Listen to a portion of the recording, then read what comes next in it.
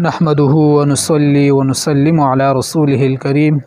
أما بعد فقد قال الله تبارك وتعالى في كلامه المجيد وفرقانه الحميد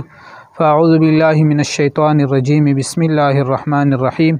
ولا تحسبن الذين قتلوا في سبيل الله أمواتا بل أحياء عند ربهم يرزقون صدق الله العظيم اللهم صل على سيدنا ومولانا محمد وبارك وسلم عليك صلى الله على سيدنا محمد صلى الله عليه وآله وسلم. محترم عزتمندو چې دا کومه سایډ کې تاسو ته ویډیو ښکاري دا د یو شهید باره کې ویډیو ده چې دا شهید 8 ورځې پس موندل شوی دی،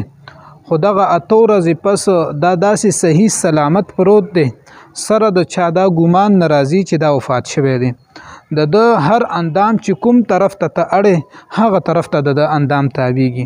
دا د شهیدانو خدای پاک جل جلاله ځکه فرمای چې ولا تحسبن الذين قتلوا في سبيل الله امواتا، تاسو د هغه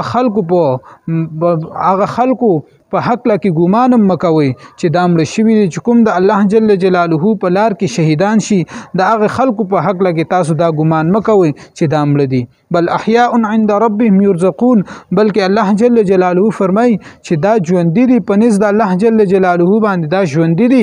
او دوی ته باقاعده رزق ملاويږي. تاسو د دې شهید ویډیو وګورئ دومره خسته سلامت پروت دی، د یو وخت ته نقصان نه دی رسیدلی. دا 8 ورځې پس هغه پیدا شوی دی، 8 ورځې پس دا موندل شوی دی، خو لیکن دومره روغ سلامت پروت دی چې د هر اندام دومره نرم دی چې په کم طرف تاوي دا په هغه طرف باندې تاویږي. دا وګوره دا څومره بهترین خلک دي، ځکه خدای پاک جل جلاله د داسې شهدا په باره کې فرمایي چې بل احیاء عند ربهم يرزقون. دغه الله جل جلاله فرمایي چې دغه خلک ګورې ژوندي دي، شهیدان ګورې ژوندي دي، دا مړه نه دي، دوی ته مړه مه وایي، دوی ته د الله جل جلاله د طرف نه رزق ملاویږي. یا ساتي عزتمندو چې کوم شهیدان دي هغه که په جهاد کې کوم